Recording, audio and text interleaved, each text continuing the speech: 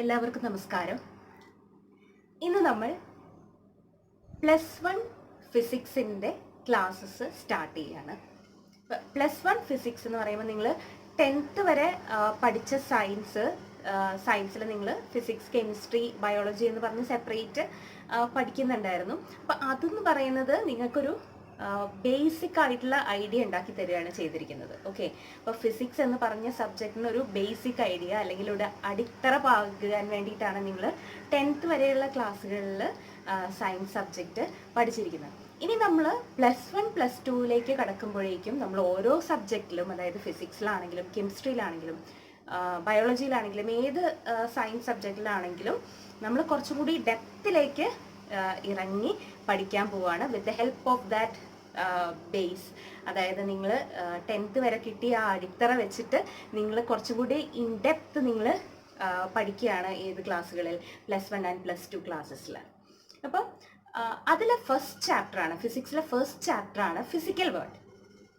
അപ്പം ഒരു exam point of വ്യൂവിൽ നോക്കുകയാണെങ്കിൽ ഫിസിക്കൽ വേൾഡിൽ നിന്ന് വളരെ 1-2 ക്വസ്റ്റ്യൻസേ വരുള്ളൂ. 1 മാർക്കിൻ്റെയോ 2 മാർക്കിൻ്റെയോ ഒക്കെ ക്വസ്റ്റ്യൻസേ വരുള്ളൂ. അത് പെർട്ടിക്കുലർ ആയിട്ടൊരു ടോപ്പിക്കിൽ നിന്നാണ് ക്വസ്റ്റ്യൻസ് വരിക.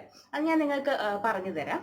പക്ഷേ അപ്പം ഏറ്റവും എക്സാം പോയിന്റ് ഓഫ് വ്യൂവിൽ ഇമ്പോർട്ടൻസ് കുറഞ്ഞൊരു ചാപ്റ്ററാണ് ഫസ്റ്റ് ചാപ്റ്റർ ഫിസിക്കൽ വേൾഡ് എന്ന് പറയുന്നത്.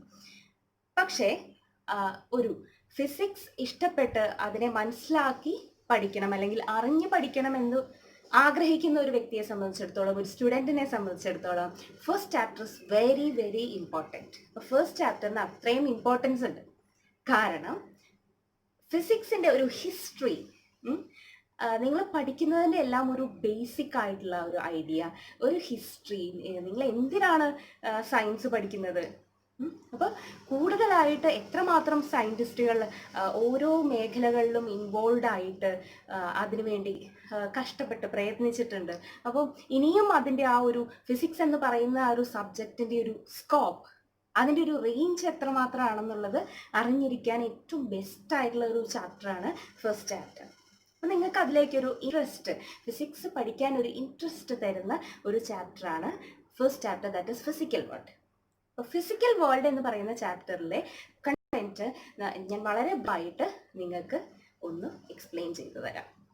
ഓക്കെ, അപ്പോൾ ചാപ്റ്ററിൽ ഫസ്റ്റ് തന്നെ എന്ന് പറയുന്നതിൻ്റെ ഒരു ഇൻട്രൊഡക്ഷനാണ് തരുന്നത്. വാട്ട് ഇസ് സയൻസ് എന്ന് പറയുന്ന ഒരു ക്വസ്റ്റ്യനാണ് ഫസ്റ്റ് സെഷനിൽ ആൻസർ ചെയ്യുന്നത്. What is science? സയൻസ് എന്ന് പറയുന്നത് it's actually A systematic understanding, അതായത് ശാസ്ത്രീയമായൊരു മനസ്സിലാക്കലാണ്. എന്തിനെ പറ്റി? Systematic understanding of the natural phenomena. അപ്പം നല്ല ഡെപ്തിൽ, മാക്സിമം പോസിബിൾ ഡെപ്തിൽ നമ്മൾ നാച്ചുറൽ ഫിനോമിനാസിനെ പറ്റി പഠിച്ചിട്ട് അതിൽ നിന്നും കിട്ടിയ കാര്യങ്ങളെ ഇതേ നാച്ചുറൽ ഫിനോമിനാസ് തന്നെ നമ്മൾ മോഡിഫൈ ചെയ്യാനും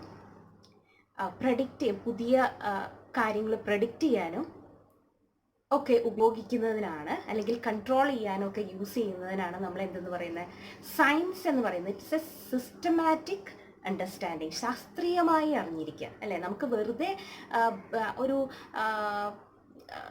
കാമ്പില്ലാതെ നമുക്ക് പല കാര്യങ്ങളെ പറ്റിയും സംസാരിക്കാം. പക്ഷേ ശാസ്ത്രീയമായി എല്ലാ കാര്യങ്ങളെയും പറ്റി ഒരു അടിത്തറ ഇടുന്നതാണ് എന്തെന്ന് പറയുന്നത്, സയൻസ് എന്ന് പറയുന്നത്. അത് മനസ്സിലാക്കിയാൽ മാത്രം പോരാ, ആ മനസ്സിലാക്കിയ കാര്യങ്ങൾ എന്തിനു വേണ്ടി ഉപയോഗിക്കണം, പുതിയ പുതിയ ടെക്നോളജീസ് ഡെവലപ്പ് ചെയ്യാൻ വേണ്ടിയിട്ട്, പുതിയ പുതിയ കാര്യങ്ങൾ ഡെവലപ്പ് ചെയ്യാൻ വേണ്ടിയിട്ട്, ഈ നാച്ചുറൽ ഫിനോമിനാസിനെ നമുക്ക് പ്രഡിക്റ്റ് ചെയ്യാനും മോഡിഫൈ ചെയ്യാനും കൺട്രോൾ ചെയ്യാനും വേണ്ടിയിട്ടൊക്കെ ഉപയോഗിക്കുന്നതിനെയാണ് നമ്മൾ സയൻസ് എന്ന് പറയുന്നത്. അപ്പോൾ സയൻസ് എന്ന് പറയുന്ന word, it is originated from A Latin word. ഇതൊക്കെ നിങ്ങൾക്ക് അറിയുന്ന, പണ്ടും പഠിച്ചിട്ടുള്ള കാര്യങ്ങളായിരിക്കും.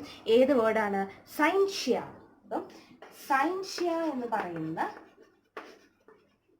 ലാറ്റിൻ വേർഡിൽ നിന്നാണ് സയൻസ് എന്ന് പറയുന്ന ആ വേർഡ് ഡെവലപ്പ് ആയിരിക്കുന്നത്, ജനറേറ്റ് ചെയ്തിരിക്കുന്നത്. അപ്പോൾ ഈ സയൻഷ്യ എന്ന് പറയുന്ന വേർഡിന്റെ മീനിങ് എന്താണ്? To know. സയൻഷ്യ മീൻസ് ടു നോ.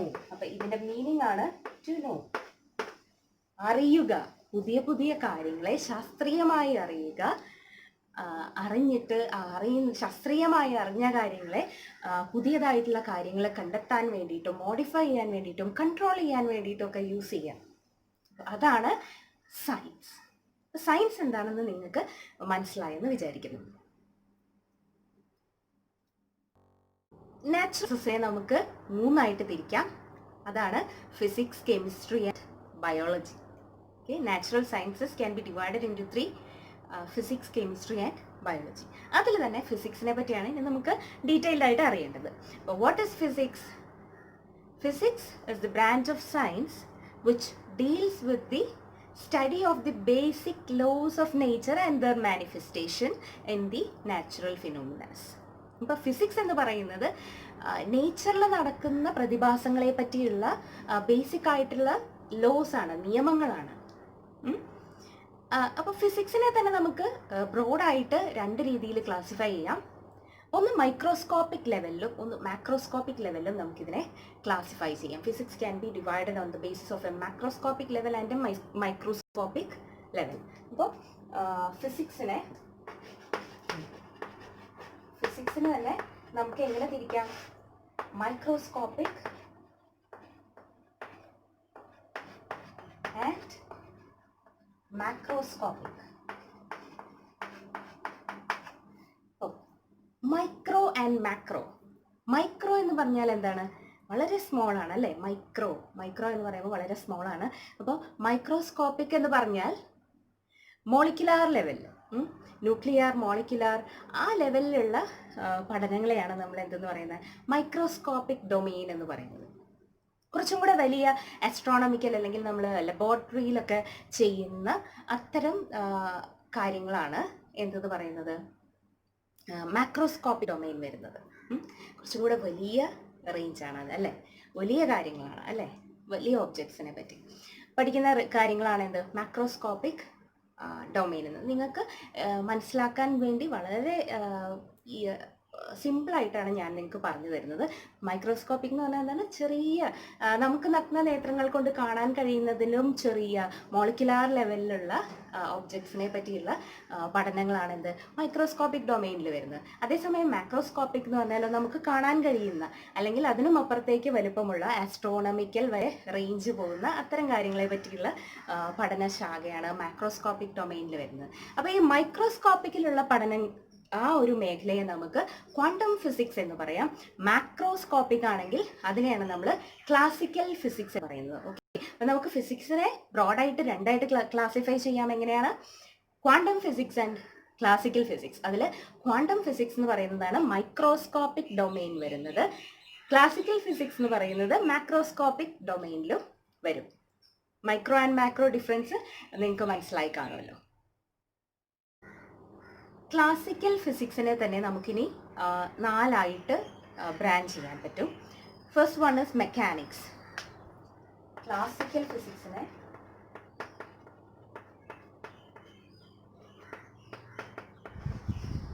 നമുക്ക് 4 ബ്രാഞ്ചസ് ആയിട്ട് സെപ്പറേറ്റ് ചെയ്യാൻ പറ്റും. First one is mechanics. Second one electrodynamics.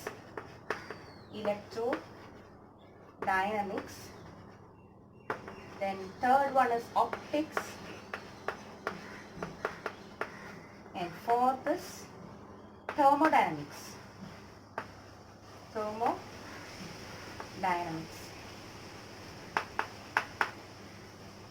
ഇനി മെക്കാനിക്സ് എന്ന് പറയുന്നത് ഒരു സിസ്റ്റത്തിൻ്റെ, അതായത് മോഷൻ, പാർട്ടിക്കിൾസിൻ്റെ മോഷനുമായിട്ട് റിലേറ്റ് ചെയ്തിട്ടുള്ളതാണ് ഒരു ബ്രാഞ്ചാണ് എന്ത്?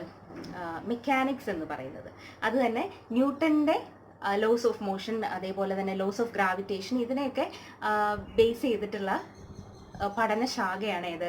മെക്കാനിക്സ് എന്ന് പറയുന്നത്. ന്യൂട്ടൻ്റെ ചലന നിയമങ്ങളെയും അതുപോലെ തന്നെ ഗ്രാവിറ്റേഷൻ നിയമങ്ങളെയും ആസ്പദമാക്കി സിസ്റ്റം ഓഫ് പാർട്ടിക്കിൾസിൻ്റെ മോഷനെ പറ്റി, ചലനത്തെ പറ്റി പഠിക്കുന്ന ഒരു ശാഖയാണ് എന്ത്? മെക്കാനിക്സ്. ഇനി അതേപോലെ രണ്ടാമത്തേതാണ് ഇലക്ട്രോഡൈനാമിക്സ്. ഇലക്ട്രോഡൈനാമിക്സ് എന്ന് പറയുന്നത് അതിൽ വരുന്നത് പാർട്ടിക്കിൾസിൻ്റെ ഇലക്ട്രിക് ആൻഡ് മാഗ്നറ്റിക് ഇഫക്ട്സിനെ പറ്റി പഠിക്കുന്ന ശാഖയാണ് ഏത്? ഇലക്ട്രോഡൈനാമിക്സ്.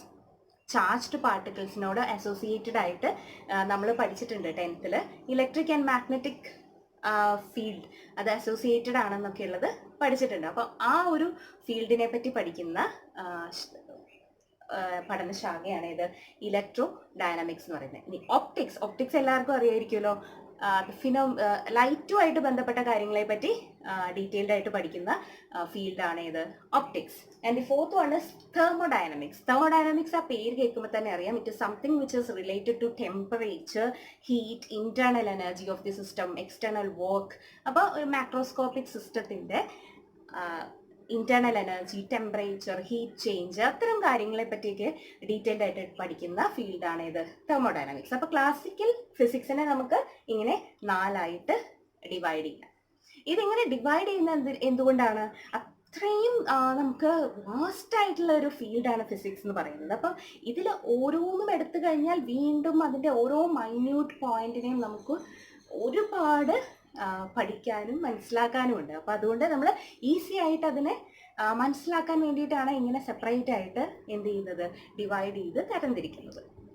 ഓക്കെ, ഇനി നമുക്ക് ഫിസിക്സ് എന്ന് പറയുന്ന സബ്ജക്റ്റിൻ്റെ സ്കോപ്പ് അതെത്രമാത്രമുണ്ട്, അതെത്രമാത്രം വാസ്റ്റ് ആണ്, അതിൻ്റെ റേഞ്ച് എത്രയാണെന്നുള്ളതെന്ന് ഡിസ്കസ് ചെയ്യാം. ഈ ഒരു ഡാറ്റ അനലൈസ് ചെയ്താൽ നിങ്ങൾക്ക് മനസ്സിലാവും എത്രമാത്രം വാസ്റ്റാണ് ഫിസിക്സ് എന്ന് പറയുന്ന ആ ഒരു സബ്ജക്റ്റിൻ്റെ റേഞ്ച് എത്രമാത്രമാണെന്നുള്ളത് മനസ്സിലാക്കാൻ ഈ ഒരു ഒറ്റ ഡാറ്റ മനസ്സിലാക്കിയാൽ മതി. അപ്പോൾ 2 എക്സ്ട്രീംസ് വാല്യൂസാണ് ഇവിടെ തന്നിരിക്കുന്നത്. Length, time, mass. ഇതാണ് നമ്മുടെ ബേസിക് ആയിട്ടുള്ള ഫിസിക്കൽ ക്വാണ്ടിറ്റീസ്. അപ്പോൾ ആ ബേസിക് ക്വാണ്ടിറ്റീസിൻ്റെ 2 എക്സ്ട്രീം റേഞ്ചാണ് ഇവിടെ തന്നിരിക്കുന്നത്.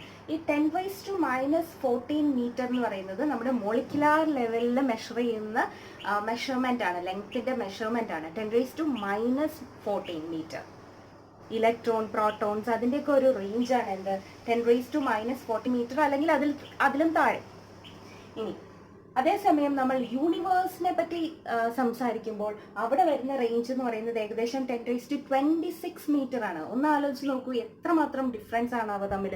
ഇത് ഏകദേശം ഡിഫറൻസ് എടുത്തു കഴിയുമ്പോൾ 10⁻40, ദാറ്റ് ഇസ് 10⁻40, 10⁻40 ആണ് ഇവ തമ്മിലുള്ള ഡിഫറൻസ് വരുന്നത്. അപ്പം അത്രയും ഒരു വാസ്റ്റ് വൈഡ് ആയിട്ടുള്ള റേഞ്ചിലാണ് നമ്മുടെ ലെങ്ത് കിടക്കുന്നത്, ലെങ്ത്തിൻ്റെ മെഷർമെൻറ്റ്സ് ഉള്ളത്. അതേപോലെ തന്നെ ടൈം എടുത്തു കഴിഞ്ഞാൽ ടൈം എങ്ങനെയാണ് കാൽക്കുലേറ്റ് ചെയ്യുക? Distance by velocity.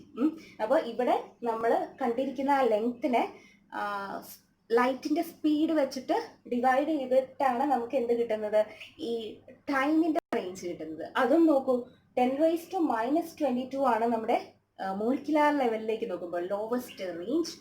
അതേസമയം 10⁻18 സെക്കൻഡ്സ് ആണ് അതിൻ്റെ ഹയസ്റ്റ് എക്സ്ട്രീം എന്ന് പറയുന്നത്. അതും നോക്കൂ എത്രമാത്രം ഡിഫറൻസിലാണ് കിടക്കുന്നത്, എത്ര വൈഡാണ് ആ റേഞ്ച്. അതേപോലെ മാസ് നോക്കൂ, 10⁻⁻33 കിലോഗ്രാം, അത് മാസ് ഓഫ് ഇലക്ട്രോൺ ആണ്, 10⁻⁻33. അതേസമയം യൂണിവേഴ്സിൻ്റെ മാസ് 10⁻55 കിലോഗ്രാം. അപ്പോൾ ആ 2 എക്സ്ട്രീം ഒന്ന് ചിന്തിച്ചാൽ മാത്രം മതി, നിങ്ങൾക്ക് മനസ്സിലാവും ഇതിനിടയിൽ എത്രമാത്രം ആ ഒരു ഫിസിക്സ് എന്ന് പറയുന്ന സബ്ജക്റ്റിൻ്റെ സ്കോപ്പ്, അതിൽ നമുക്ക് എത്രമാത്രം പഠിക്കാനുണ്ടാവും, എത്രമാത്രം നമുക്ക് കണ്ടെത്താനുണ്ടാവും എന്നുള്ളത് ഈ ഒരു ഒറ്റ ഡാറ്റ അനലൈസ് ചെയ്യുമ്പോൾ നിങ്ങൾക്ക് മനസ്സിലാവും. അത്രയും വാസ്റ്റ് ആയിട്ടുള്ള വൈഡ് റേഞ്ചാണ് ഫിസിക്സ് എന്ന് പറയുന്ന സബ്ജക്റ്റിൽ അടങ്ങിയിരിക്കുന്നത്. Okay, next topic is physics, technology and society. അപ്പോൾ ഫിസിക്സ്, ടെക്നോളജി, സൊസൈറ്റി ഇത് മൂന്നുമായി അഭേദ്യമായി ബന്ധപ്പെട്ടിരിക്കുന്നു. ഫിസിക്സിലെ പല നിയമങ്ങളും പുതിയ പുതിയ കണ്ടെത്തലുകൾക്കും ടെക്നോളജിക്കലായിട്ടുള്ള ഡെവലപ്മെൻറ്റ്സിനും വേണ്ടിയിട്ട് യൂസ് ചെയ്തിട്ടുണ്ട് ഒരുപാട്. അപ്പോൾ അതുപോലുള്ള കണ്ടെത്തലുകൾ നമ്മുടെ സൊസൈറ്റിയിൽ വരുത്തിയിട്ടുള്ള മാറ്റങ്ങൾ വളരെ വലുതാണ്. അത് നിങ്ങൾക്ക് ചിന്തിച്ച് നോക്കിയാൽ തന്നെ മനസ്സിലാവും. ഒരു 100 വർഷം മുന്നേ ഉള്ള ഒരു രീതിയേ അല്ല ഇന്ന് നമ്മൾ ജീവിച്ചുകൊണ്ടിരിക്കുന്നത്, അല്ലേ? ടെക്നോളജിക്കലി ഒരുപാട് ഡെവലപ്ഡായി എല്ലാ ഫീൽഡിലും. ഏതൊരു ഫീൽഡ് എടുത്താലും, കമ്മ്യൂണിക്കേഷൻ, മെഡിക്കൽ ഫീൽഡ്, ട്രാവൽ, ഏത് ഫീൽഡ് എടുത്തു കഴിഞ്ഞാലും ഈ ടെക്നോളജിക്കൽ ഡെവലപ്മെൻറ്റ് ഹ്യൂമൻ സൊസൈറ്റിയിൽ ഒരുപാട് മാറ്റങ്ങൾക്ക് വഴിതെളിച്ചിട്ടുണ്ട്. അപ്പോൾ അതിലൊരു 2-3 ഇമ്പോർട്ടൻ്റ് ആയിട്ടുള്ള കാര്യങ്ങളാണ് ഞാനിവിടെ നിങ്ങൾക്ക് മുന്നിൽ പറയാൻ ഉദ്ദേശിക്കുന്നത്. അതിൽ ഫസ്റ്റ് വൺ ആണ് സ്റ്റീം എൻജിൻ്റെ കണ്ടുപിടുത്തം. സ്റ്റീം എഞ്ചിൻ എന്ന് പറയുന്നത് നമ്മുടെ തെർമോഡൈനാമിക്സിലെ ബേസിക് ലോസ് ഉപയോഗിച്ച് ഹീറ്റ് എഞ്ചിൻ്റെ നിയമങ്ങൾ ആ ഒരു ബേസിക് ഐഡിയ വെച്ചിട്ട് കണ്ടെത്തിയിട്ടുള്ളതാണ് സ്റ്റീം എഞ്ചിൻ. സ്റ്റീം എഞ്ചിൻ ഒരു ഇൻഡസ്ട്രിയൽ റെവല്യൂഷന് തിരികൊളുത്തിയത് സ്റ്റീം എഞ്ചിൻ്റെ കണ്ടുപിടുത്തമായിരുന്നു. അത് അതുവരെ ഉണ്ടായിരുന്ന ഒരു സാഹചര്യത്തിൽ നിന്നും സൊസൈറ്റിയെ വളരെയധികം ഒരു ചേഞ്ച് വരുത്തിയത് സ്റ്റീം എഞ്ചിൻ്റെ കണ്ടുപിടുത്തമാണ്. രണ്ടാമത്തേതാണ് വയർലെസ് കമ്മ്യൂണിക്കേഷൻ. വയർലെസ് കമ്മ്യൂണിക്കേഷൻ നമ്മുടെ ഇലക്ട്രിക് ആൻഡ് മാഗ്നറ്റിക് ലോസ് ഉപയോഗിച്ചിട്ട് അതിൻ്റെ ബേസിസിൽ ഡെവലപ്പ് ചെയ്ത് വന്ന ടെക്നോളജിയാണ് വയർലെസ് കമ്മ്യൂണിക്കേഷൻ. ഒന്ന് ആലോചിച്ച് നോക്കൂ, ആ ഒരു കണ്ടുപിടുത്തം ഇല്ലായിരുന്നെങ്കിൽ നമ്മുടെ കമ്മ്യൂണിക്കേഷൻ സിസ്റ്റം എത്രമാത്രം ഏതൊരു രീതിയിലായിരിക്കുമെന്ന്. അപ്പോൾ അതാണ് രണ്ടാമത്തേത്. മൂന്നാമത് വളരെ ഇമ്പോർട്ടൻ്റ് ആയിട്ടുള്ളതാണ് സിലിക്കൺ ചിപ്പിൻ്റെ കണ്ടുപിടുത്തം. സിലിക്കൺ ചിപ്പിൻ്റെ ഡെവലപ്മെൻറ്റോടുകൂടി, അത് ഉണ്ടാക്കിയെടുത്തതോടുകൂടി ആണ് കമ്പ്യൂട്ടർ റെവല്യൂഷന് തുടക്കം കുറിച്ചത്. കമ്പ്യൂട്ടർ എന്ന് പറയുന്ന ഒരു വസ്തുവിന്, ആ ഒരു ടെക്നോളജിക്ക് ഇന്ന് നമ്മുടെ സമൂഹത്തിലുള്ള ഇമ്പോർട്ടൻസ്, പ്രത്യേകിച്ച് ഈ ഒരു കാലഘട്ടത്തിൽ എല്ലാം ഓൺലൈനാണ് അല്ലേ. അപ്പോൾ അത്രയധികം ആ ഒരു കമ്പ്യൂട്ടർ റെവല്യൂഷന് തിരികൊളുത്തിയത് എന്താണ്? സിലിക്കൺ ചിപ്പിൻ്റെ കണ്ടുപിടുത്തമാണ്. അപ്പോൾ ഈ മൂന്നും, ഫിസിക്സ്, ടെക്നോളജി ആൻഡ് സൊസൈറ്റി, വളരെയധികം ബന്ധപ്പെട്ടിരിക്കുന്നു. അപ്പോൾ ഫിസിക്സ് എന്ന് പറയുന്ന സബ്ജക്റ്റിന് വളരെയധികം ഇമ്പോർട്ടൻസ് ഉണ്ട് നമ്മുടെ സൊസൈറ്റിയിൽ. അതുകൊണ്ടാണ് വീണ്ടും വീണ്ടും ആ ഒരു സബ്ജക്റ്റിൽ നമ്മൾ പുതിയ പുതിയ കണ്ടുപിടുത്തങ്ങൾ നടക്കുന്നതും വീണ്ടും വീണ്ടും റിസർച്ച് ചെയ്ത് പുതിയ പുതിയ കാര്യങ്ങൾ കണ്ടെത്തുന്നതും അത് അപ്ലൈ ചെയ്യുന്നതും സൊസൈറ്റിയിൽ ഡെവലപ്മെൻറ്റിന് വേണ്ടി അത് യൂട്ടിലൈസ് ചെയ്യുന്നതും. ഓക്കെ, ഇനി നെക്സ്റ്റ്, അതുപോലെ നിങ്ങളുടെ ടെക്സ്റ്റ് ബുക്കിൽ ടേബിൾ 1.2 ഇതേപോലെ ഒരുപാട് ടെക്നോളജിക്കൽ ഡെവലപ്മെൻറ്റ്സിൻ്റെ ഒരു ലിസ്റ്റ് കൊടുത്തിട്ടുണ്ട്. അത് ഓരോ ടെക്നോളജിക്കും ബേസിക് ആയിട്ടുള്ള ഫിസിക്കൽ ലോസ് എന്താണ്, സയൻറ്റിഫിക് ലോ എന്താണെന്നുള്ളതും കൊടുത്തിട്ടുണ്ട്. ജസ്റ്റ് അതൊന്ന് നോക്കുക.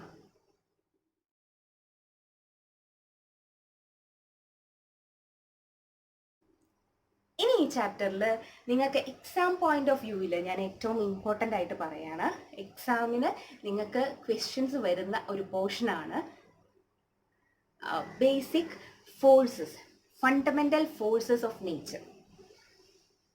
4 fundamental forces of nature, that is gravitational force, electromagnetic force, strong nuclear force and weak nuclear force. അപ്പോൾ ഈ 4 ഫോഴ്സസിനെ പറ്റിയാണ് ഇനി നമുക്ക് ഡീറ്റെയിൽ ആയിട്ട് പഠിക്കാനുള്ളത്. ഈ ഒരു ഭാഗത്ത് നിന്നാണ് നിങ്ങൾക്ക് എക്സാമിന്, ബോർഡ് എക്സാംസിന് ക്വസ്റ്റ്യൻസ് വരുന്നത്. ഓക്കെ, 4 ഫണ്ടമെൻ്റൽ ഫോഴ്സസിൽ first one is the gravitational force. Gravitational force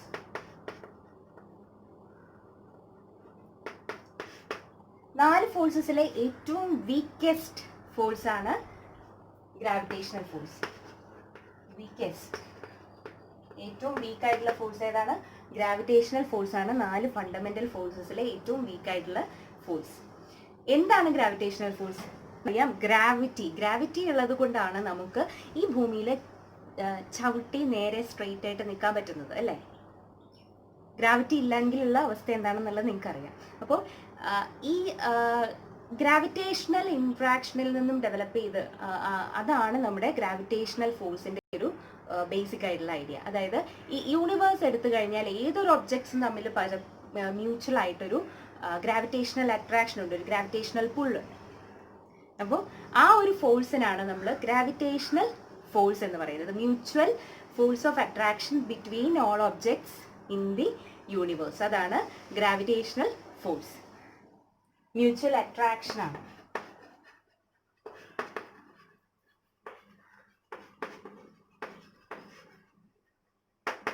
between objects.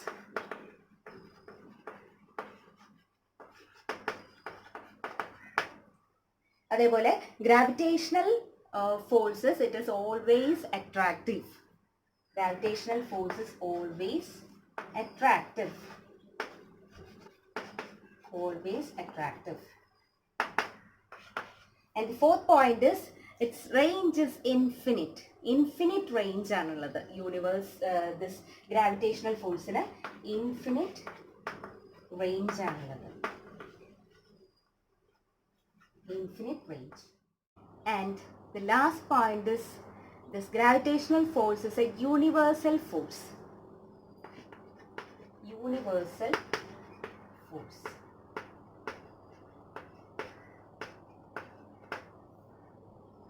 Gravitational force is the weakest force among the four fundamental forces. It is a universal force. It is the mutual attraction between all objects in the universe. Gravitational force is always attractive and its range is infinite. Okay. അപ്പോൾ ഈ പറയുന്ന points നിങ്ങൾ കറക്റ്റായിട്ട് not ചെയ്ത് വെച്ച് പഠിക്കുകയാണെങ്കിൽ എക്സാമിന് point നിങ്ങൾക്ക് വെറുതെ പോവില്ല, സ്കോർ ചെയ്യാൻ പറ്റും. ഇനി next force is electromagnetic force. Electromagnetic force എന്ന് പറയുന്നത് ചാർജ്ഡ് ഒബ്ജക്ട്സ് തമ്മിലുള്ള ഫോഴ്സ് ആണ് electromagnetic force. The force between charged particles. Force between charged particles.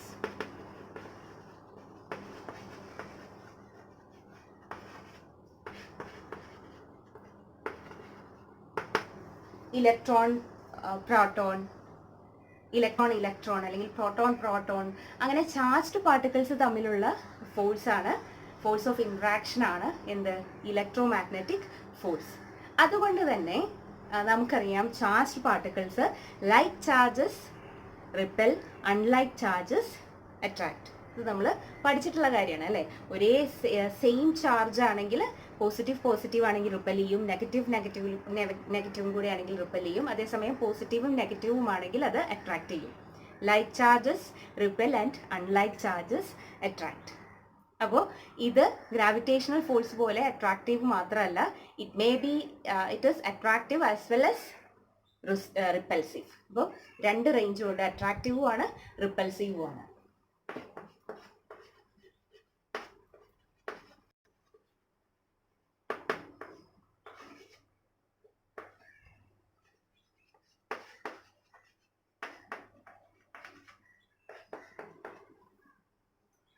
This also has infinite range. Range infinite ആണ്.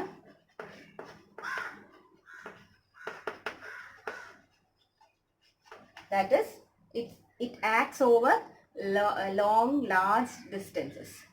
Okay. ഇനി ഇതിന്റെ സ്ട്രെങ്ത് എന്ന് പറയുന്നത് ഗ്രാവിറ്റേഷണൽ ഫോഴ്സിനേക്കാളും എത്രയോ മടങ്ങ് സ്ട്രോങ്ങർ ആണ് നമ്മുടെ ഇലക്ട്രോമാഗ്നറ്റിക് ഫോഴ്സ്. ഏകദേശം 10⁻36 ടൈംസ് സ്ട്രോങ്ങർ ആണ് electromagnetic force.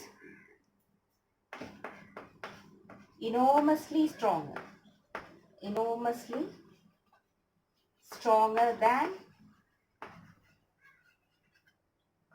gravitational.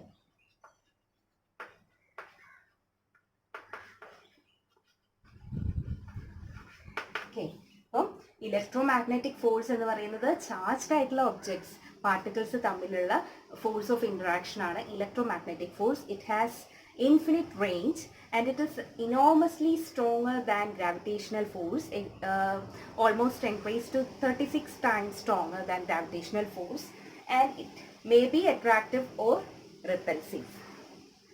And the third force, fundamental force, is strong nuclear force.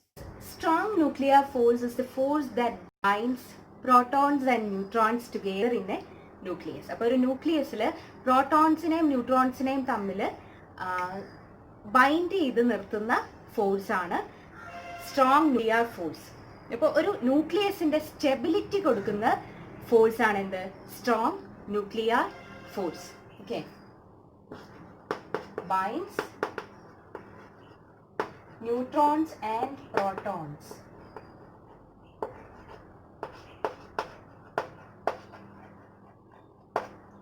together in a nucleus.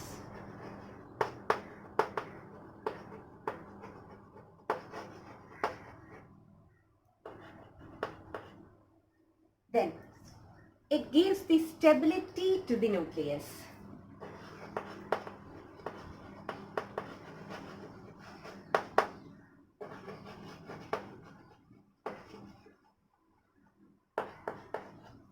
And The strong nuclear force is charge independent. ചാർജിനെ depend ചെയ്യുന്നില്ല. അതായത് proton proton തമ്മിലാണെങ്കിലും proton neutron തമ്മിലാണെങ്കിലും neutron neutron തമ്മിലാണെങ്കിലും ഇവ ഏത് തമ്മിലാണെങ്കിലും it acts equally. Charge independent ആണ്. It acts equally among proton proton neutron neutron and proton neutron. Okay, charge independent.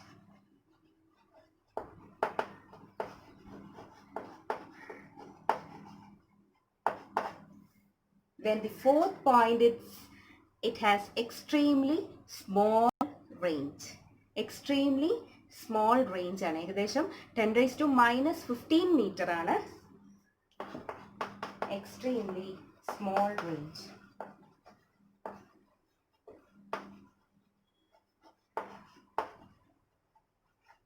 (10⁻⁻15 meter.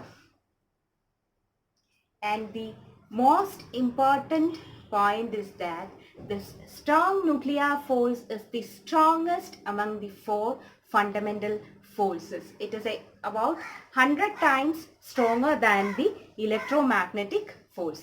It is the strongest force among the four fundamental forces. So this should be written as first, strongest force. Okay, and the fourth fundamental force is the weak nuclear force.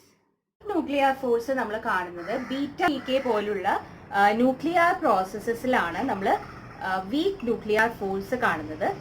That is beta decay പോലെയുള്ള nuclear പ്രോസസ്സസിലാണ്. Nuclear processes അത്തരം nuclear പ്രോസസ്സുകളിലാണ് നമ്മൾ weak nuclear force കാണുന്നത്. It also have very low range. Extremely small range ആണ് weak nuclear ഫോഴ്സിനുള്ളത്. Extremely small range, about 10⁻⁻16 meter. So, weak nuclear force appears in certain nuclear reactions such as nuclear processes such as beta decay.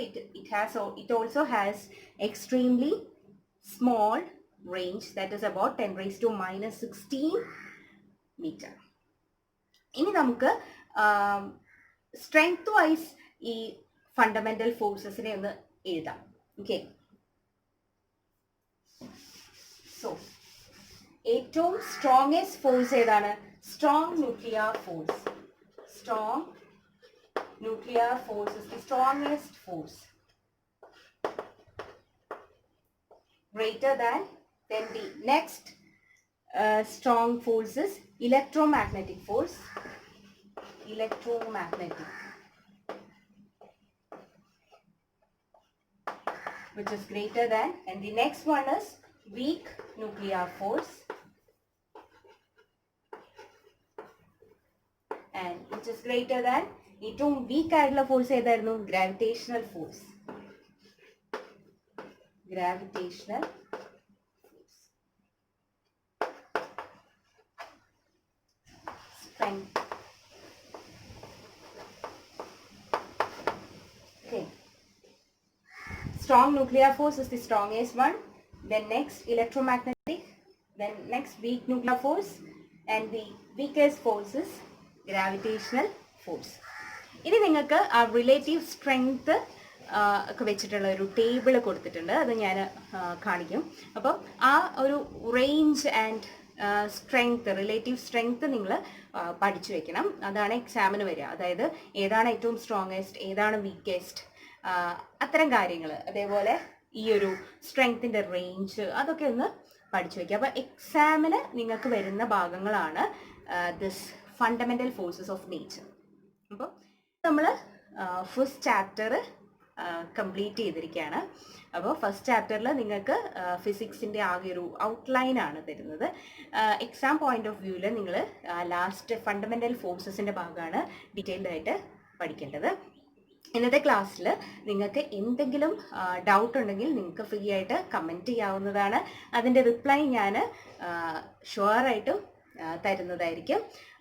നിങ്ങൾക്ക് classes ഇഷ്ടപ്പെട്ടുവെങ്കിൽ ഫ്രണ്ട്സിന് share ചെയ്യുക, subscribe ചെയ്യുക, അതിൻ്റെ കൂടെ ആ ബെല്ലൈക്കൺ ക്ലിക്ക് ചെയ്യുക. എങ്കിൽ മാത്രമേ ഞാൻ നെക്സ്റ്റ് വീഡിയോസ് ഇടുമ്പോൾ നിങ്ങൾക്ക് നോട്ടിഫിക്കേഷൻ വരുള്ളൂ. അപ്പോൾ തുടർന്നും നിങ്ങൾ ക്ലാസ്സസ് അറ്റൻഡ് ചെയ്യുക. ഇതിനോടൊപ്പം തന്നെ ഞാൻ പ്രോബ്ലംസും ഒക്കെ ചെയ്തു പോകുന്നതാണ്. നിങ്ങൾ ബോർഡ് എക്സാമിന് പ്രിപ്പയർ ചെയ്യിക്കാൻ തക്ക രീതിയിലാണ് ഞാൻ ക്ലാസ്സസ് അപ്ലോഡ് ചെയ്യുക. അപ്പോൾ തുടർന്നും നിങ്ങൾ വീഡിയോസ് കാണുക, ഡൗട്ട്സ് കമൻറ്റ് ചെയ്യുക ഷുവറായിട്ടും. അതുപോലെ ഏതെങ്കിലും ഒരു സ്പെസിഫിക് ടോപ്പിക്കിൽ നിങ്ങൾക്ക് ക്ലാസ് വേണമെന്നുണ്ടെങ്കിൽ നിങ്ങൾ അത് കമൻറ്റ് ചെയ്താൽ മതി. ഞാൻ അതിൻ്റെ വീഡിയോസ് അപ്ലോഡ് ചെയ്യുന്നതായിരിക്കും.